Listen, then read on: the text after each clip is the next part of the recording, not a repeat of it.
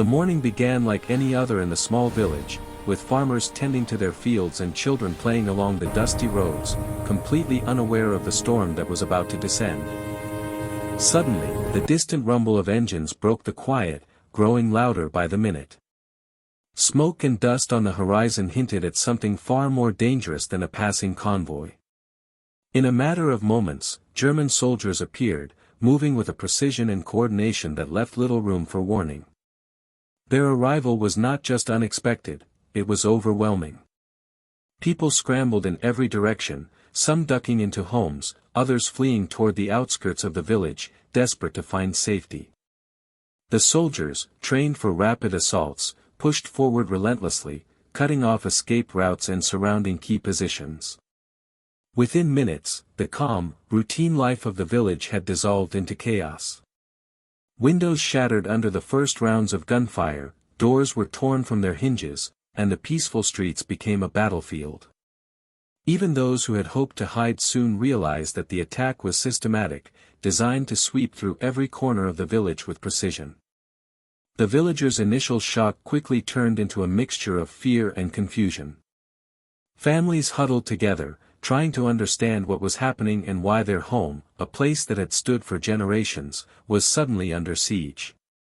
Soldiers moved door to door, and the air was thick with tension, the metallic scent of gunfire and the acrid smoke from burning buildings filling every corner. For those witnessing it, it was impossible to grasp the scale of the attack in real time. The sheer organization of the German forces made it clear that resistance, no matter how brave, would be extremely difficult. Amid the chaos, small pockets of resistance did emerge. A handful of villagers and local defenders attempted to slow the advance, setting up barricades and using whatever weapons they could find. The sound of shouted orders and frantic movements created a cacophony that mirrored the panic in the streets. Yet, for every brave act, the German soldiers' overwhelming numbers and coordination made it clear that the village would not withstand a prolonged stand. The attack was swift, deliberate, and ruthless, and it became evident that this was not a random skirmish, it was a calculated strike, meant to capture the village and assert control in a single, decisive sweep. Even as the day unfolded, the psychological impact of the sudden assault weighed heavily. The villagers' sense of normalcy, their trust in safety, and even their understanding of the world outside their little homes were all shattered in a few short hours. The precision and speed of the German advance turned what should have been a routine day into a nightmare, a day that would later be remembered as one of the darkest in the village's history. Every street, every house, every familiar corner became a reminder that life as they knew it had been irrevocably changed. As the initial shock of the German assault settled, the reality of the situation began to take hold. The streets, once quiet and familiar, had transformed into a maze of danger, debris, and tension. The villagers who could fight, along with a few local militia and soldiers who had been stationed nearby, scrambled to organize some semblance of resistance. They knew they were outnumbered and outgunned, but retreat was not always an option, some had nowhere to go, and others felt a fierce obligation to defend their homes. The air was thick with smoke and dust, punctuated by the sharp crack of gunfire and the distant rumble of advancing tanks. Every shadow could conceal an enemy, every corner could be a death trap, and every decision carried life or death consequences. The fighting was intense, often erupting in sudden, brutal bursts. Villagers armed with rifles, shotguns, or even farming tools tried to hold strategic points, doorways, narrow streets, and alleyways that could act as choke points against the German advance. Snipers found high vantage points, picking off soldiers as they moved with precision, while others resorted to guerrilla-style tactics, striking quickly before disappearing into cover. The chaos of combat made coordination nearly impossible, yet amidst the confusion, moments of bravery shone through. People who had never held a weapon before found themselves forced into roles they had never imagined, and their courage, though often fleeting, slowed the German advance in small, critical ways. But for every act of defiance, the overwhelming might of the German soldiers pressed forward. Tanks rumbled down the main road, crushing barricades and spreading panic, while infantry moved methodically, clearing houses and securing positions with terrifying efficiency. The clash between defenders and invaders was not just physical but psychological. Each gunshot, each shouted command, each explosion reminded the villagers that they were fighting against a force trained to dominate, to conquer, and to leave nothing standing in its path. It was a battle fought not only with weapons but with sheer willpower, desperation, and determination to survive. Amid the fighting, the human cost became painfully clear. Friends, neighbors, and family members were wounded or killed in moments, their loss etched into the faces of those still fighting. The village, once alive with laughter and the rhythm of daily life, was now a place of fear, grief, and relentless tension.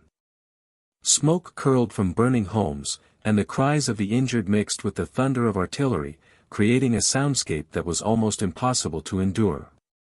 Yet even in this chaos, the defenders refused to surrender entirely. Small victories, holding a street corner for an hour, repelling a squad, rescuing someone from a burning house, offered fleeting hope amidst overwhelming odds.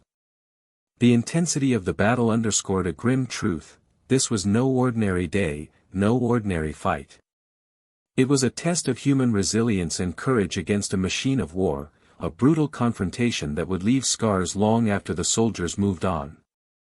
Every decision, every action, and every heartbeat mattered, and even as the German soldiers advanced relentlessly, the defenders' determination revealed the unbreakable spirit of those unwilling to give up their homes without a fight.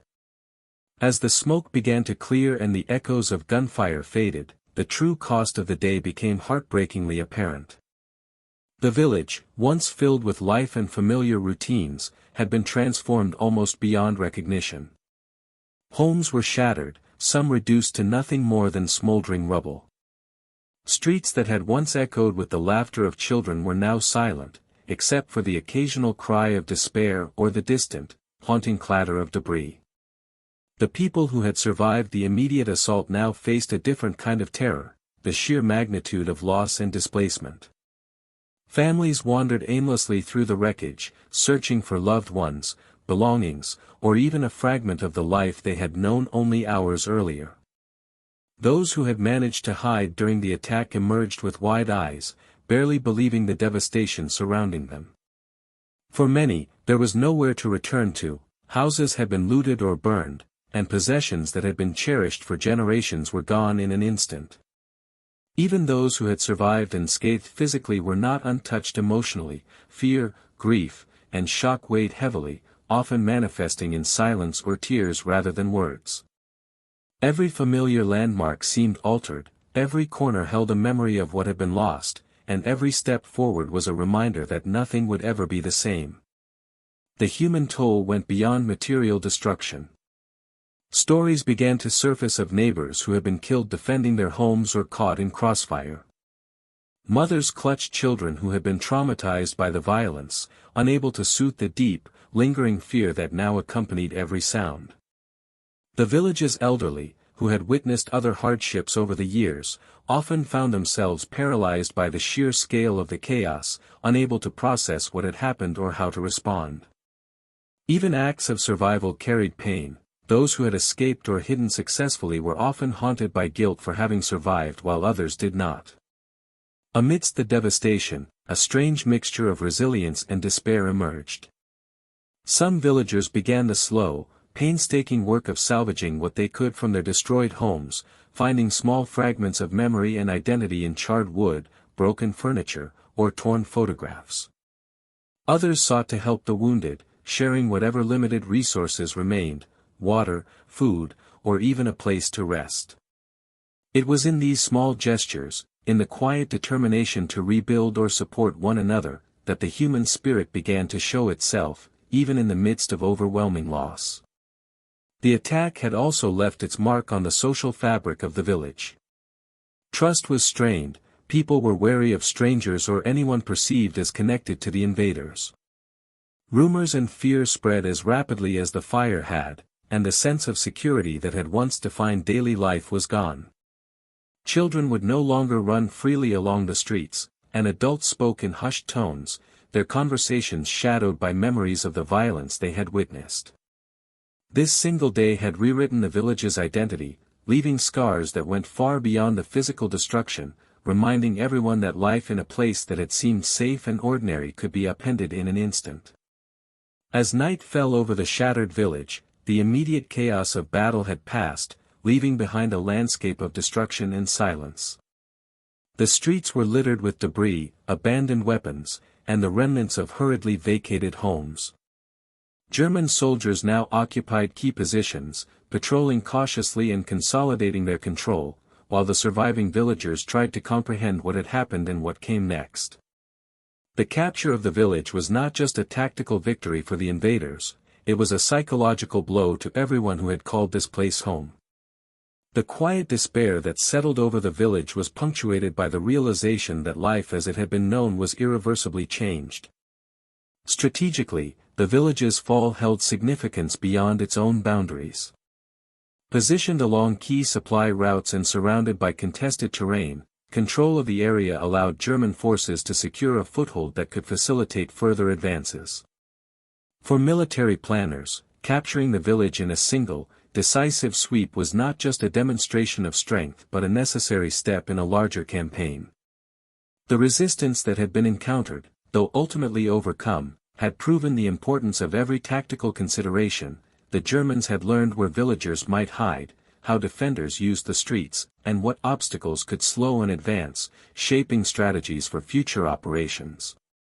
Meanwhile, the loss sent a message to neighboring communities: surrender could seem like the only path to survival, and the consequences of defiance were starkly visible.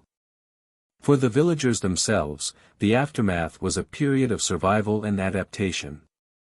Some attempted to rebuild immediately, clearing rubble and salvaging what they could, while others fled to nearby towns or countryside, uncertain of whether they would ever return.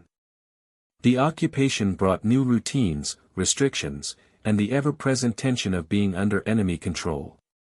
Everyday life had to be navigated carefully, with villagers learning to balance the need for survival with the desire to maintain dignity and community bonds.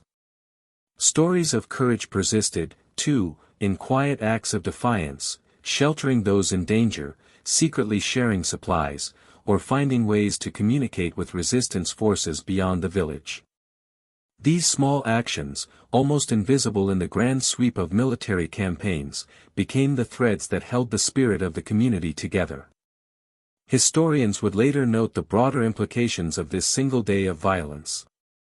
The capture of the village exemplified the brutal efficiency of the German military, highlighting both the tactical planning and ruthless execution that characterized many wartime operations. It also underscored the human cost of war, showing how civilians, often the least prepared for conflict, bore the heaviest burden. Beyond strategy, the event became a story of resilience, of communities tested in ways they could never have imagined and forced to navigate the impossible choices between survival, resistance, and loss. In the end, the village stood as a microcosm of the wider war, a place where courage and fear, loss and determination, devastation and survival existed side by side. The day the German soldiers captured the village would be remembered not just for the violence and destruction, but for the enduring human spirit that persisted despite it all. Even in hellish circumstances, the memory of those who fought, fled, and endured would become part of the collective story of resilience, a reminder that history is made not only in battles won or lost, but in the lives forever shaped by them.